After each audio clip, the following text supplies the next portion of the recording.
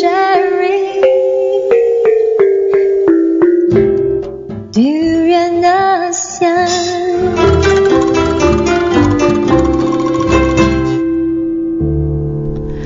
Last but not least, here is the story that forever changed my perspectives on trying to figure out what I should do in life.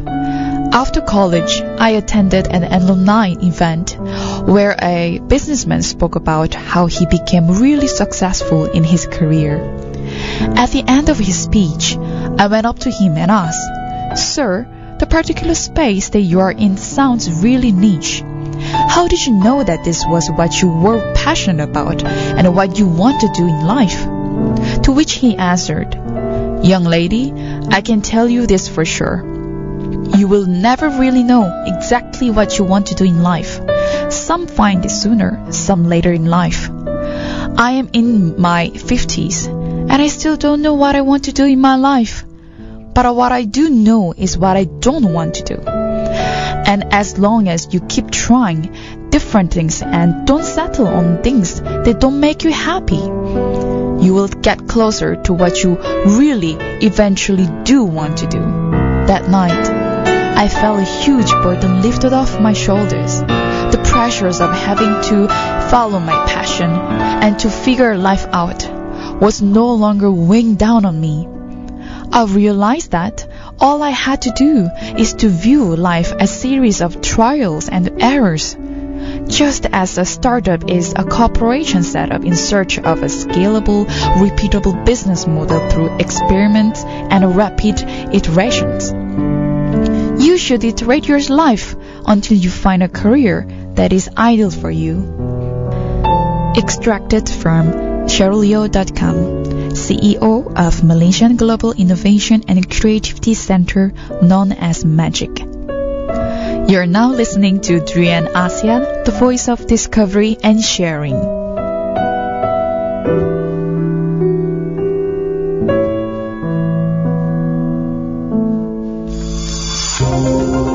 The Durian Heat, bringing big ideas and critical opinions in Southeast Asia. Hello, welcome back to Durian ASEAN, the voice of discovery and sharing. You are at the Durian Heat with Grace. Hi, this is Gowri.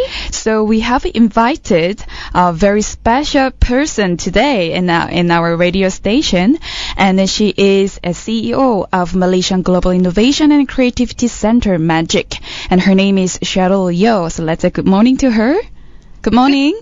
Hi. Hi, how are you? I'm great. How are you girls? Thank you so much. Yes, we are fine. Well, thank you for participating in our interview this morning. You're welcome. Yeah, and let's just hear a little bit about your background and objectives of your own company, MAGIC.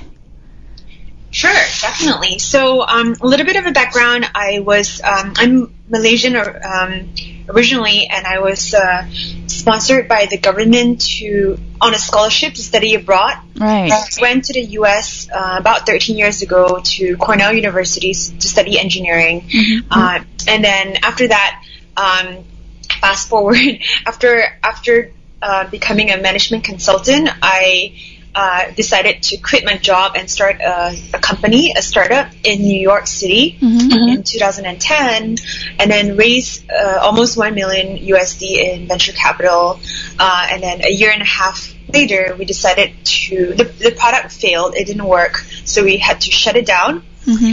So we pivoted and created a new product called Clipitcom, and then we moved the whole team to Silicon Valley.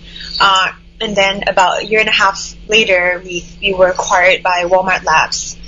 So that was in 2013. So there was a career switch from what you did before to actually start your own business. How was it like? If I'm not mistaken, you were from the finance and the consulting industry, and then to have your own business, there was a sort of huge steps in terms of transitioning from finance into startups. Correct. Yes, I was a management consultant, and to start a tech company, Right. I knew a little bit of programming, but I wasn't that good.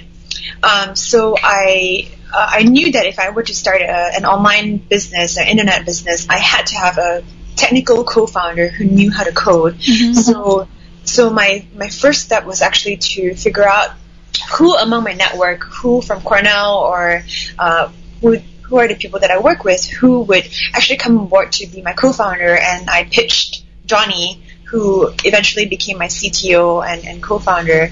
And I kind of, I guess it's there's no right formula for how to transition, but I had a really good mentor or friend who actually just raised money and moved out to San Francisco. And so I was spending time with him on the phone like 10 hours a week, just asking him, how did you do it? How can I do it? What do I do? So he was doing this for me for like 4 or 5 months, like 10 hours on the phone every week. Wow. Guiding me. And yeah, he was very generous with his time. But I think he had just received funding and he was really excited to be mentoring another entrepreneur. We were the same age. So I think he really led me the right way. He told me to go to events, to meet other entrepreneurs, go to meetups, read the right books, the right blogs. So I was exposed to Eric Ries's lean startup methodology. So how do you quickly build a prototype without quitting your job or spending too much money to validate your business idea and to prove that someone wants to use the product that you're building. And I got introduced to Paul Graham's essays. He's the founder of Y Combinator, which is the most successful accelerator in the world. And I read about his ideas, his principles for how to be a good entrepreneur, a good tech entrepreneur. So that's how I got my start. And then after a few months, I finally felt that this is the right thing to do, and I quit my job to focus on my company full time. It is very interesting to hear your background, and it was also important to have such a inspiring mentor in your life to commit his time to teach you and share experiences and knowledge. Well, but then after all, did you always feel that you have the entrepreneurship in you? Yeah, definitely. So I've always, even when I was a little kid, I've always had the very entrepreneurial streak. So I would knock on people's doors to go door to door selling stuff. Oh, that's very daring. I think my mom really encouraged me. And I remember she would encourage me to open a flea market, go to the flea market in MCOP Mall in the basement. We can rent a spot for 200 ringgit every Sunday. So I would sell all kinds of stuff from my family that they didn't need anymore. So I learned a lot of selling skills. And then in primary school, I sold this traditional game called Five Stones or Batu Seremban. I don't know if you know, but that was my first business as a kid. I was only like 8 years old. Oh my goodness. Yeah, so I think ever since I was young, my mom, because she owns her own business, and growing up, she was sort of my role model, that she was very independent, she was very entrepreneurial, she had she made her own money without depending on my dad. So I really respected that, and I aspired to be like her when I grew up. So you were telling us earlier that you had to close down your City Pockets, was it? Yes, City Pockets. Yeah, and then you came up with Reclipit. Yes. Yeah, can you tell us a bit more about Reclipit? Yeah, so eventually Reclipit was focused on the coupon market. So in the US, the coupon market is a huge industry, and it's been around for a long time, where you get like coupons in the newspaper, and a lot of moms who shop cut it out and bring it to the supermarket. So what we did was we created a digital version of that, where you can clip coupons online, which is why we call Clipit. And you can reclip someone else's coupon into your own folder and print it out. And so eventually we created a shopping list where people can, every month you put your shopping list. Oh, you need tissues, you need chicken, you need whatnot. We automatically tag available coupons for you and tell you where is the best sale in which supermarket. So we work with a lot of giant retailers in the US, like Walmart, Safeway, Target, and Walgreens. We had a ton of retailers, online coupons on there, and weekly ads. So eventually Walmart Labs I think our customers were very much in the right customers for Walmart in the digital world. So they were really interested in this the product and the space. Right. Then let's move on to perhaps let's take our listeners to take a journey to listen more about the Magic itself. So Magic Center was launched by our Prime Minister Najib Razak and also U.S. President Barack Obama. So how did you actually be part of this? And then can you tell us a little bit about the story about Magic? Definitely. So a year into working at Walmart Labs, because I had to stay back for at least a year to help them integrate the product into Walmart.com, I was approached by the government of Malaysia. So I was actually interviewed by our Prime Minister Najib Razak to come back to serve the nation and basically help build the startup ecosystem back in Malaysia. But I'm so sorry, but back to those days, the startups in Malaysia scene was not so active, right? Well, I think maybe 3 years ago, 4 years ago, you can say that. But I think when so they flew me back for an interview with the Prime Minister. Right.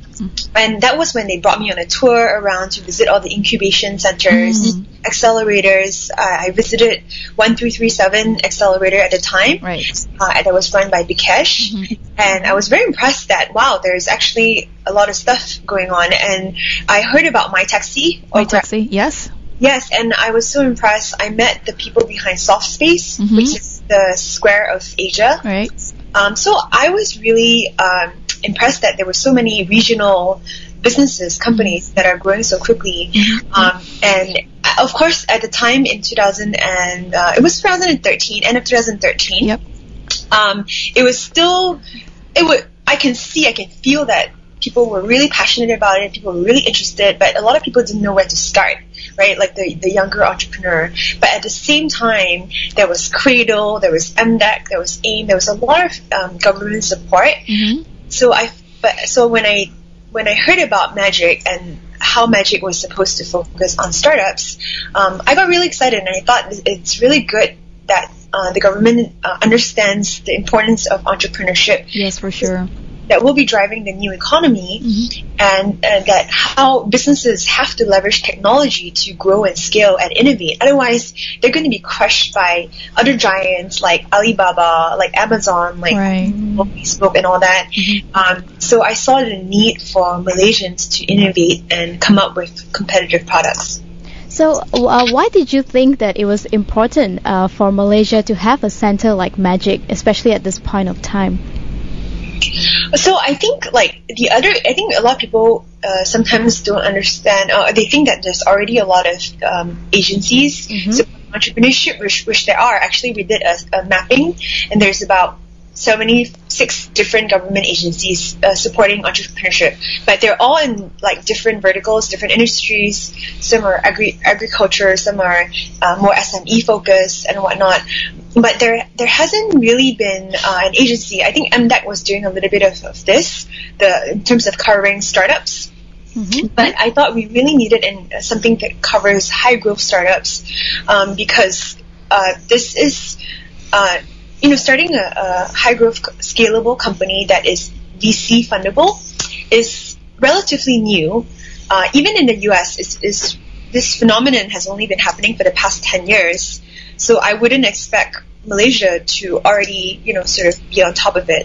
I think Singapore has had a head start. They started on building their tech ecosystem, their startup ecosystem, about 3-4 years ago.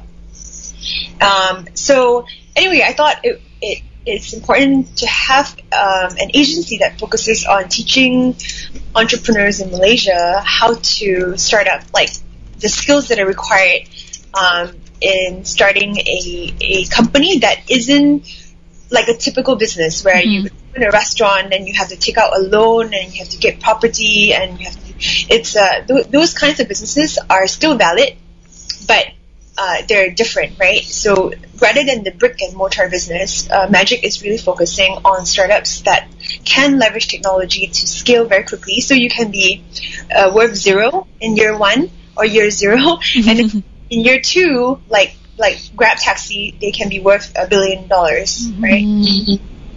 So, what is exactly the purpose and the mission, and also what is the focus? Is it focus only on the technology, or is it Magic also focus on other industries? So I think it's a misnomer to say that Magic is only focusing on tech companies. Actually, we are focusing on every industry, but we need to educate all industries to innovate and leverage technology to innovate, right? To grow and scale. So, for example, I consider my taxi to be in the transportation industry, but they have leveraged technology to innovate on the business model. So, for example, taxis in the past, you would have to call a taxi center to call for a cab, right? Yep. Or you just do a traditional way, you hail the cab and you pay them cash. But with the mobile technology, with using mobile, now the call centers are no longer needed.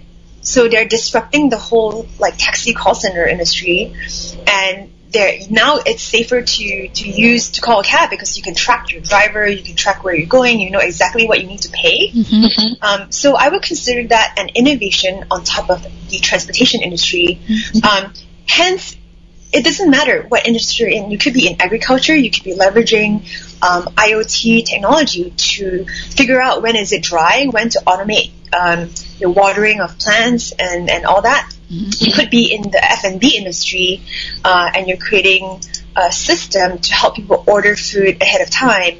You could be in the retail industry selling clothing but having an e-commerce site where, say for example, Muslim wear. You can enter the Muslim market in the Middle East by having a website that lists all the Muslim fashion and whatnot, which I think Fashion Ballet is doing, for example.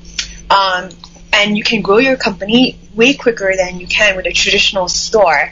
So this notion of growing a business using technology is what Magic wants to focus on. So our mission is really to increase the number of scalable, high-growth companies that can expand beyond Malaysia very quickly and capitalize on the ASEAN market. That is 620 million population. Exactly. And the Magic does embrace a lot of industries, not only in Malaysia, but throughout the Southeast Asia. But now, the Magic is centered in Cyberjaya, Klang Valley, and Kuala Lumpur. But is it going to like expand to other areas? Actually, so there's two things about this. First of all, yes, we have already expanded to other parts of the state.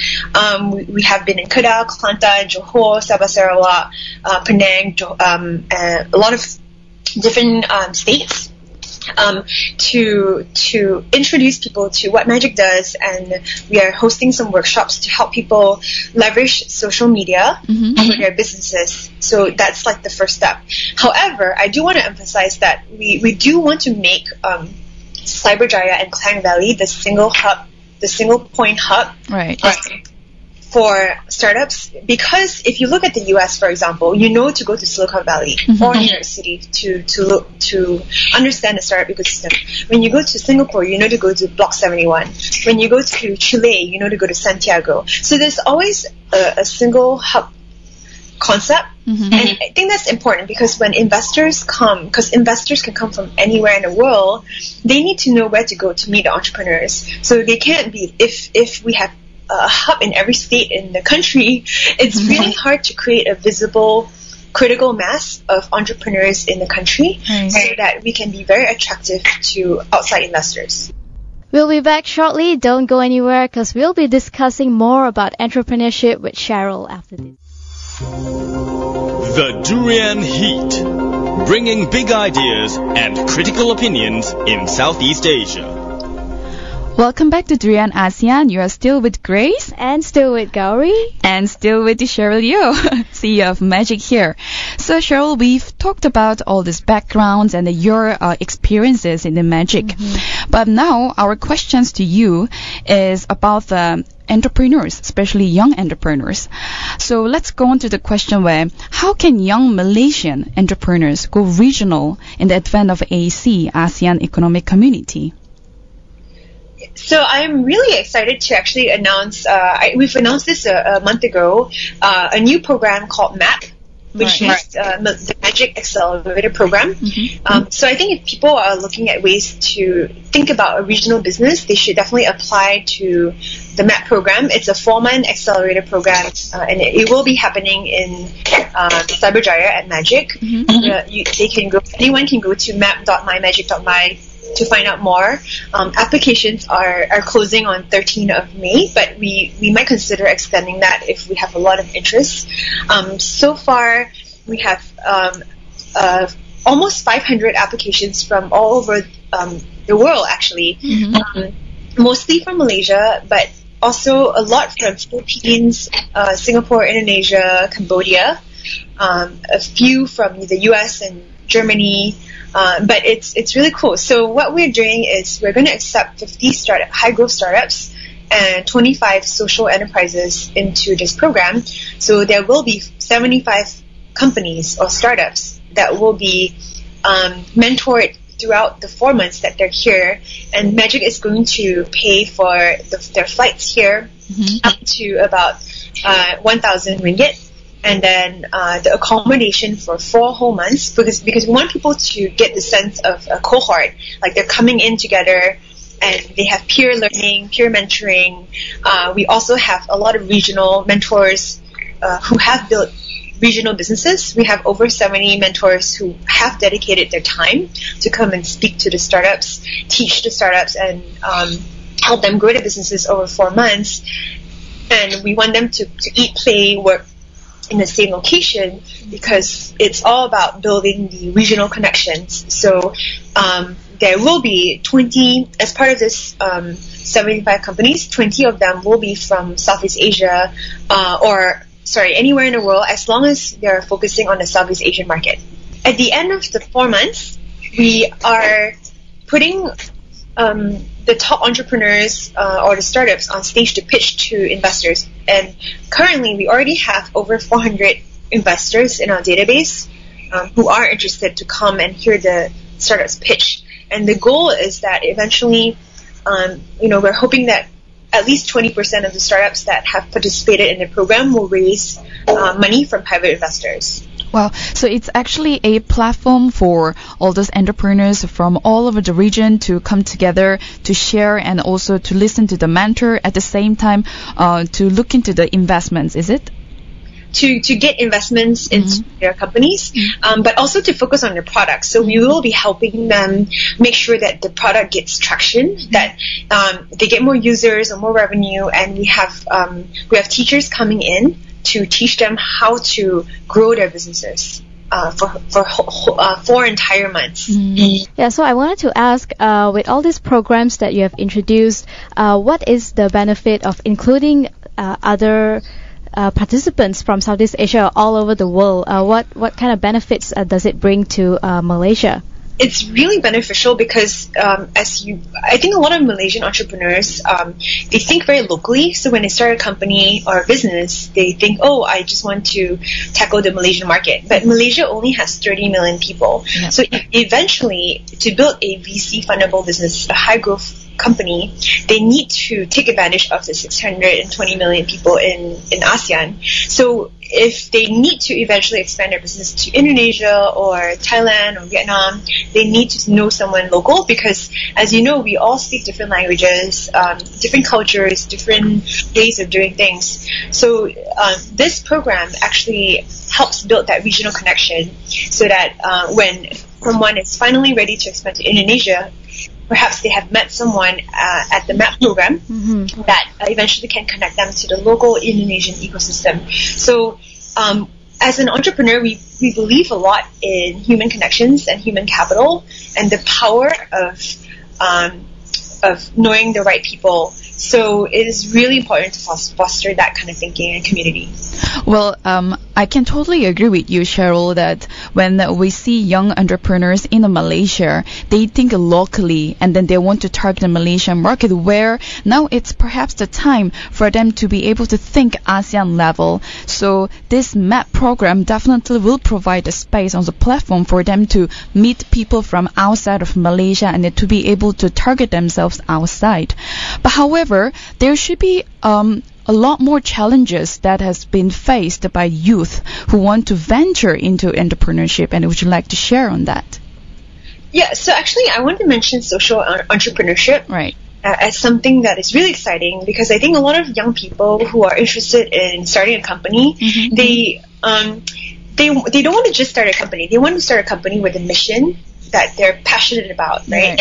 And so social entrepreneurship has managed to capture a lot of young people's attention, because social entrepreneurship is where the social mission or the environmental mission is as high, if not higher, than the profit mission. Right, so I think a lot of people care about their communities and they want to make a difference in the world. So, but I think traditionally the way social entrepreneurship has been in Malaysia and also the rest of the world has been through charities or non-profit organizations where you would depend on donations, right? Yeah. Or it could be a big corporate company that does CSR activities. However, with social entrepreneurship, we want to change the mentality and mindset of the people that they don't need to depend on grants and donations, but they can and should build a sustainable business model where they can make an impact but also be sustainable and make money at the same time. So when it comes to sustainability, the funding is very important when it comes to starting a business, right? Do you have any tips or advice that you can give out to young entrepreneurs? I actually think that's a misunderstanding. Right. I think traditionally people think that you need money to start a company because you are building like a store, right? Yeah. You need a lot of capital. But these days, that's why with technology, if you have a social media page on Facebook or if you have a website, and there's so many free templates out there that you can use to quickly create a WordPress page with an e-commerce engine or something like that, so that people can start up and put their mission and what they want to do online very quickly. So the cost of starting up is actually not that expensive, and you can even outsource to India, or there's cheaper labor elsewhere that you can put up. So my advice is to start thinking, how can you build a business and test it really quickly using technology or leveraging technology, and then once you have validation on your business model that you're building something that people want to use, or you're solving a problem that is big enough, then you should raise money. So you shouldn't raise money with just an idea. Right. I think maybe like 10 years ago people did that, but now all the investors who will invest in your company will want to see a product first. They want to see that you've done your market research, you understand your customers, and you are your customers will pay for your product, or in some ways or another. You need to figure out a business model first.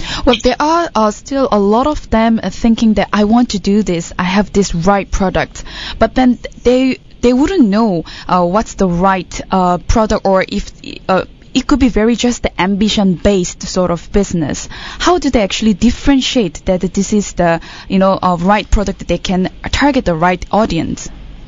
The key is really just to go out and talk to customers. So a lot of mistakes that entrepreneurs make is that they build the product at home and it's all in their mind. They think that this product is great and solving a problem, but if they don't talk to the customers who will eventually use their product, they're not learning. They might be building the totally wrong product, and they're making a lot of assumptions about people's behaviors. So I would say go out and really test your assumptions. Test why would people want to sign up and use your product versus what is the current alternative? What are they doing right now that you are improving on, where the switching costs would be low enough that they would switch to use your product. Talk to customers more and really understand their problem and how the product they're creating is solving that problem. Next up, we'll talk more about challenges and the barriers faced by young entrepreneurs and also way forward in the social entrepreneurship.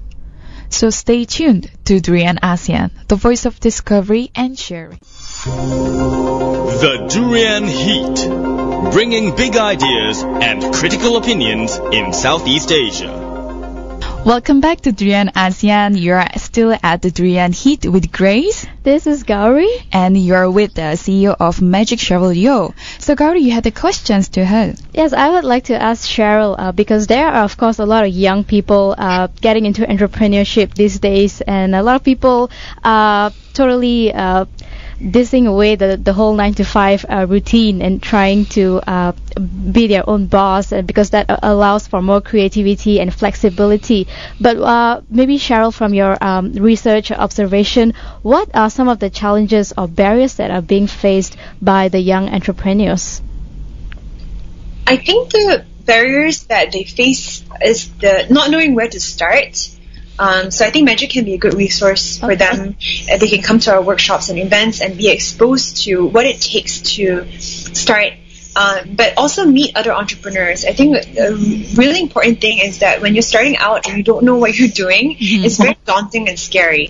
But the key here to make it less daunting is to be part of a community where there are other people who are already entrepreneurs or aspiring entrepreneurs, so that they can learn from each other and you can be in this together. So I think that's really important, to be part of a network. So I think going to events will help with that.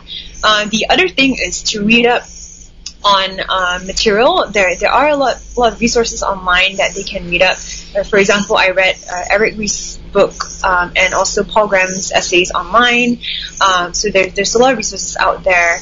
The other barriers is the perception of failure.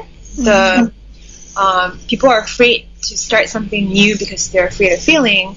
But I think that notion is changing, though, because I think in the West, like for example in the US, failure is a badge of honor. Like a lot of entrepreneurs understand that it maybe takes like 5 failures to have one success, but as long as you learn from your failure, it's okay. So I think we need to encourage young aspiring entrepreneurs that failure is okay. You have to try. As long as you're trying and you're learning from it, eventually you will learn enough that you will succeed. How about a network, Cheryl? When all those young entrepreneurs, they might not have enough connections when you go out into the industry.